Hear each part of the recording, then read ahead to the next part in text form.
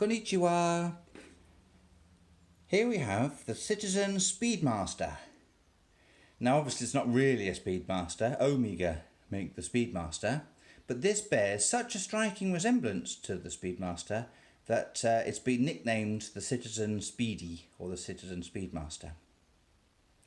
Now the main reason why I think it looks so similar is the bezel around the outside there, also the dial layout obviously, but let's have a look at the bezel. So it's a fixed bezel.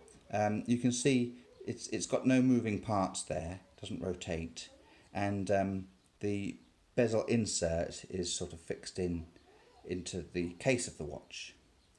Now the outside doesn't measure minutes like it would on a diving watch, it measures tackies. It's a tachymeter, so it measures tackies. At the top you've got 60 tackies, 500 tackies, 400 tackies. Obviously I don't know what a tachymeter is, I do apologise. I think it measures speed. I don't know, let me know in the comments if you understand what a tachymeter is. All I know is looks really cool with this sort of silver writing on the black. Let's have a look at the rest of the watch in detail. So the crystal is very lightly domed. I'll just get that into focus, I do apologise. It's a very lightly domed mineral crystal.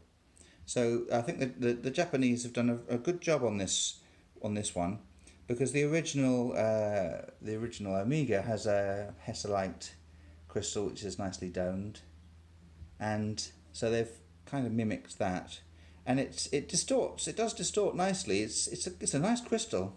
It's a nice crystal. And this one's in good condition. There's no scratches on it. Difficult to focus it. Can you see the distortion is nice? Then we've got this bezel step on the case, and the case is satin finish, which is really nice. A satin finish all the way around. So it's really sort of subtle. And then we get to the case back, which is highly polished and rather dull, to be honest. Just a fingerprint magnet. And we've got the writing there. Oh, there's me. So they've got the Citizen watch, writing, water resistant 100 meters, etc, etc. Nothing very exciting. Now I should have mentioned right at the beginning, now this is called the Citizen Speedmaster, but its official model number is the Citizen 0510-K16008 or Citizen AN0880-57E. So it's got two model numbers. This is the 0510 one. I don't know what the difference is. I don't think there is a difference between either of those. The significance of those boring model numbers, though, is that the desire to give it a nickname is quite strong, I think, and why not call it what it looks like, Citizen Speedmaster. On the front, on the dial I should say, we've got the date window at 3 o'clock with a nice silver frame, and just to the inside of that we've got the Citizen Chronograph WR10 bar writing in silver.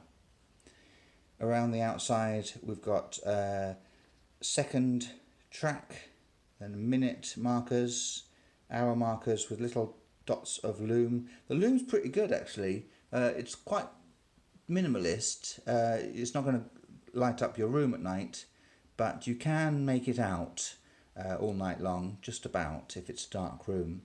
The hands have a bit of loom in them, but they're very thin hands, so it's not a huge chunk of loom.